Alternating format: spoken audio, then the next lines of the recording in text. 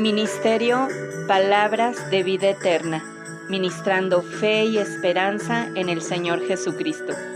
Comentarios, reflexiones y exhortaciones tocantes al segundo libro de Crónicas, por Roberto Aradillas, de la Iglesia de Selene, en San Luis Potosí.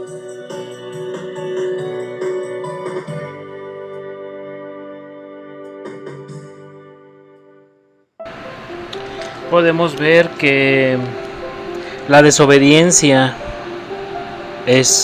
provoca consecuencias muy terribles. Cuando se da un pecado, sabemos muy bien que la corrupción o la depravación de lo que es un pecado no se queda solamente en una cosa. Podemos desobedecer, pero de ahí van a más pecados. Podemos mentir, pero de ahí va a más pecados. En este caso se puede hacer muchas rebeliones y va a más pecados, y es lo que el Señor nos dice. En los capítulos anteriores vimos cómo fue la decadencia de lo que fue y que vamos a empezar a ver en lo que es estos capítulos, del capítulo 10, capítulo 11 y capítulo 12 y capítulo 13. Nos habla de algo que es ya la debacle total de lo que pasó con Salomón. Fueron muchas cosas, fueron algunas cosas las que provocaron esta división. Una fue la política de Salomón, que dio ímpetu al espíritu de separación. En vez de tratar de cerrar la brecha, Salomón la agravó. La pesada carga de los impuestos y las repetidas demandas de obreros para que realizaran trabajos en la construcción produjeron descontento en el interior de la nación. Para empeorar las cosas, al parecer Salomón eximió en su propia tribu de trabajo. Sobre todo fue la debilidad espiritual de Salomón la que aparejó el camino para la ruptura. El secreto de la unidad nacional se encontraba siempre en el vínculo del culto común a Jehová. Si el rey no mantenía la nación fiel a su Dios, tanto Israel como su monarca caerían. Salomón edificó templos paganos en Jerusalén para sus esposas extranjeras y los mercaderes de otros países, y luego les rindió culto a Astarot, la impura diosa de los fenicios, a Quemos, el dios de los moabitas, y a Moloch, el cruel dios de los amonitas. Así sembró confusión religiosa en Israel y debilitó el vínculo espiritual que unía a las tribus. Además, este pecado debió traer sobre Salomón un castigo ejemplar. Dios había advertido cada vez más claro que la infidelidad les traería la ruina. Y lo podemos ver en la primera de Samuel 12:14 al 15, en primera de Reyes 9:6 al 9. La cisma, o que fue la ruptura o la separación del reino, fue consecuencia directa de la idolatría de Salomón.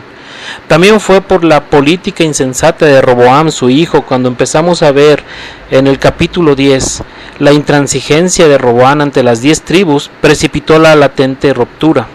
Poco después de la muerte de Salomón se convocó en Siquem una reunión de los ancianos de Israel. Le querían poner condiciones al nuevo rey antes de coronarlo.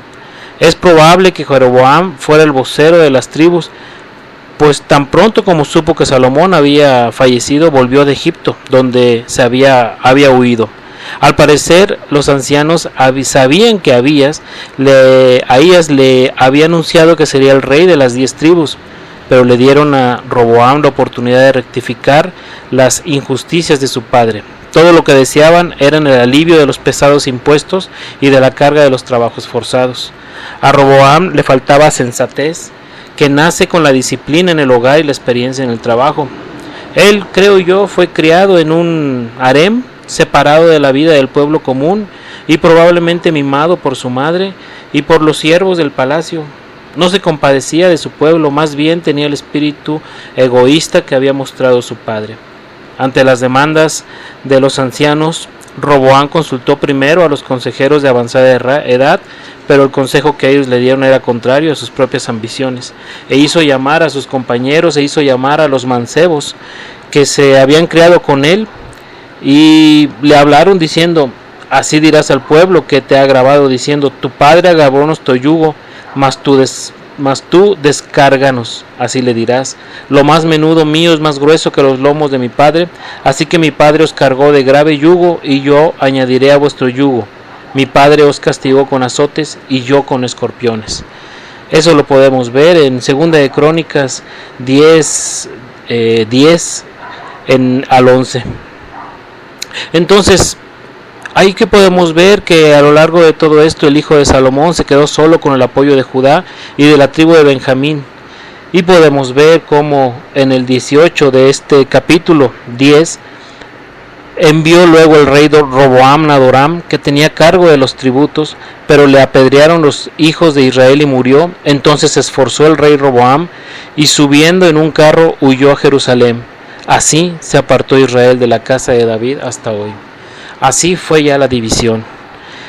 También podemos ver que hay una división religiosa. Cuando nosotros vemos que en una iglesia hay una división, y es algo que el Señor nunca va a permitir, es algo que el Señor va a traer una pobreza espiritual a esa parte o a la situación o a las personas que provocan una división. Podemos ver cómo no solamente es la división entre unas personas y otras o una división fraternal, pero lo más importante es una división espiritual. ¿Qué haría Jeroboam con la oportunidad que se le presentaba como nuevo monarca de las 10 tribus de Israel?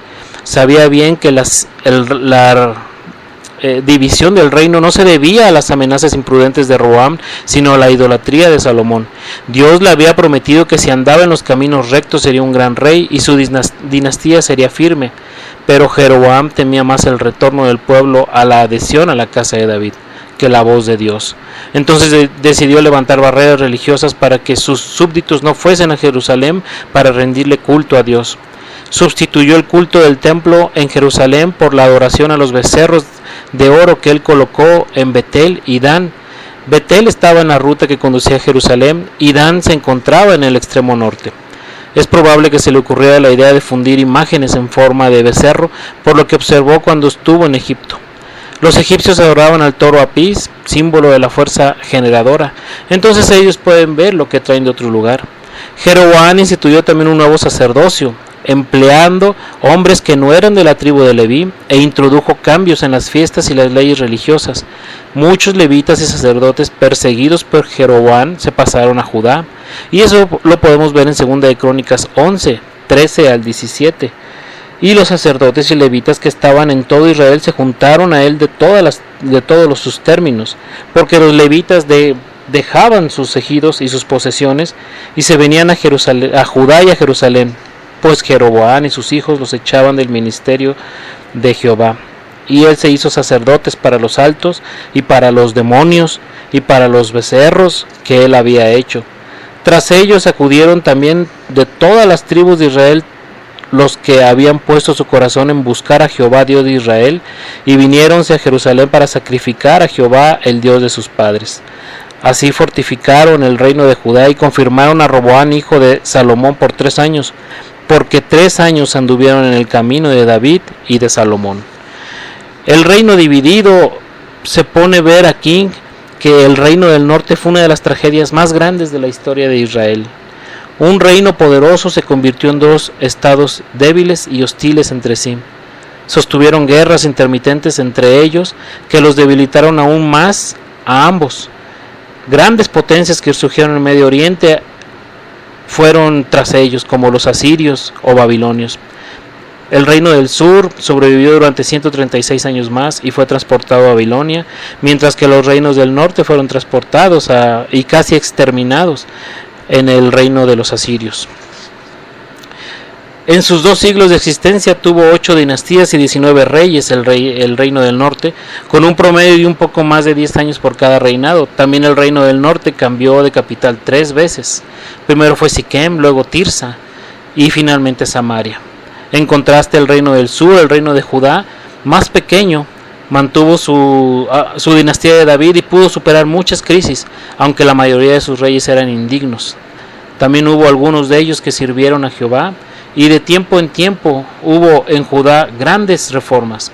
La casa de David, elegida por Jehová, constituyó un vínculo de unidad que les permitió al reinado de Judá sobrevivir por un periodo más largo que el reino del norte. Entonces podemos ver cómo en el reino del norte, que es lo que nos compete casi, cuando nos habla en el 10:19, así se apartó Israel de la casa de David. A lo largo ya de Segunda de Crónicas vamos a poder ver muy pocos lapsos ya del reino de Israel, y el Señor nos da un énfasis lo que es el reino de Judá. Y los reinados de Judá, durante los 3 primeros años de su reinado, Roboam sirvió a Jehová, y eso podemos ver en Segunda de Crónicas 11:17, que él sirvió a Jehová. Fortificó 15 ciudades de Judá y Benjamín, mayormente al sur hacia Egipto. Al igual que su padre Salomón, tomó muchas mujeres para su harem, incluso 3 de sus parientes cercanas, pero dio sabiamente trabajo a sus hijos, dispensándolos entre las distintas poblaciones de provincias y asignando cada uno un cargo. Consolidando el reino del sur, el rey y su pueblo abandonaron a Jehová y se dieron el desenfreno de un culto cananeo, que podemos ver como fue en Primera de Reyes 14:22.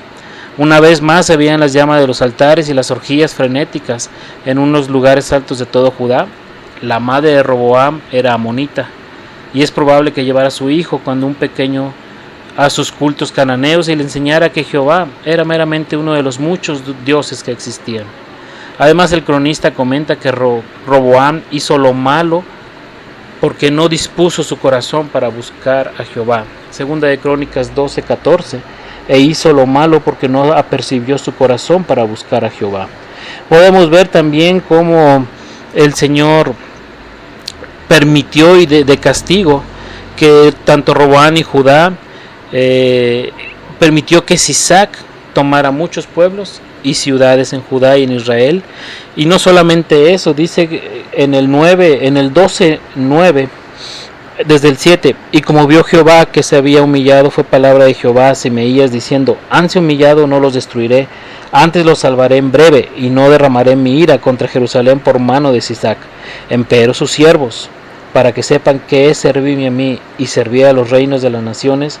Subió pues Sisac, rey de Egipto, a Jerusalén, y tomó los tesoros de la casa de Jehová y los tesoros de la casa del rey, todo lo llevó, y tomó los paveses de oro que Salomón había hecho. Y en lugar de ellos, ¿qué hizo Roboam? Hizo paveses de metal y entrególos en mano de los jefes de la guardia, los cuales custodiaban la entrada de la casa del rey. Simplemente cambió lo real por lo falso. Así es a veces en las iglesias. En las iglesias, cuando algunas veces le damos más culto a la familia, cuando le damos más culto a los hijos, cuando tratamos de justificar cosas que a veces vemos en las iglesias, nunca vamos a aportar bien las cosas. Hay cosas que se hacen en la familia y que las justificamos. ¿Por qué? Porque tratamos de que lo verdadero sustituirlo por lo falso. Así nos explica esto.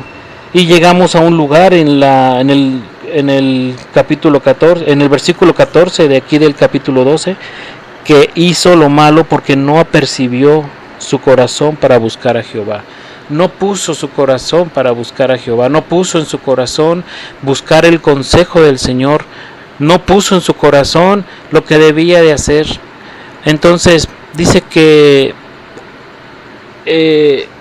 al momento que hizo lo malo y las cosas de Roboam, primeras y postreras, igual como dice, no están escritas en los libros de Semeías profeta. En el 16 dice: durmió Roboam con sus padres y fue sepultado en la ciudad de Abías y David, y reinó en su lugar Abías su hijo. Entonces podemos ver que el Señor permite, en el capítulo 13, permitió y reinó Abías. Y podemos ver cómo Abías también tuvo algo diferente, pero que es lo que siempre pasa lo que vamos a estar viendo en cada uno de lo que es Segunda de Crónicas. Hizo lo bueno a los ojos de Jehová, hizo lo malo a los ojos de Jehová, y podemos empezar a ver cómo aquí en el capítulo 13 dice que reinó 3 años en Jerusalén. El nombre de su madre fue Michaía, hija de Uriel de Gaba, y hubo guerra entre Abías y Jeroboam. Más adelante vemos ahí, pero Jeroboam, hijo de Nat, en el 6, versículo 6, siervo de Salomón, hijo de David, se levantó y se rebeló contra su señor, y se allegaron a él hombres vanos, hijos de iniquidad, y pudieron más que Roboam, hijo de Salomón, porque Roboam era mozo y tierno de corazón, y no se defendió de ellos. Dice en el versículo 13 que Jeroboam tuvo guerra,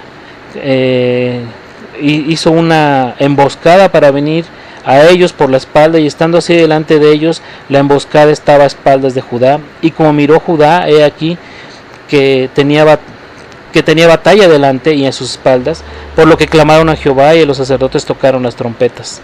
Y Abías y su gente en el 17 hacían en ellos gran mortandad, y cayeron heridos de Israel 500,000 hombres escogidos. Así fueron humillados los hijos de Israel en aquel tiempo, mas los hijos de Judá se fortificaron, porque se apoyaban en Jehová, el Dios de sus padres, porque tuvieron apoyo del Señor. Ahí vemos un poco de ayuda del Señor, ahí vieron un poco de algo bueno que trataron de hacer. Pero como vemos en estos 4 capítulos, que es el declive en el reinado de Roboam y Abías, fue parte ya de lo que es esta división. Hermanos, dice la palabra en 1 Corintios que si está dividido el reino de Dios, está dividido Cristo, nunca el Señor va a bendecir una división. Cuando una iglesia se divide, cuando hay una división en una familia, cuando hay una división en un matrimonio, cuando hay una división entre una relación entre un padre o un hijo, o una madre o un hijo, o algo espiritual, el Señor nunca va a tener bendición, nunca va a haber una bendición en esa parte.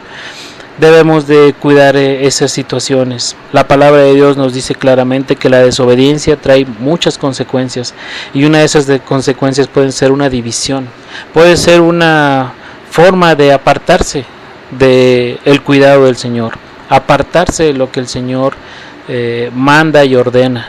En una iglesia estamos nosotros cuidados, en una iglesia estamos nosotros recibiendo palabra, recibiendo instrucción, estamos protegidos. ¿Por qué? Porque en una iglesia el Señor pone de que en una congregación donde están 2 o 3 reunidos en su nombre, ahí está Él.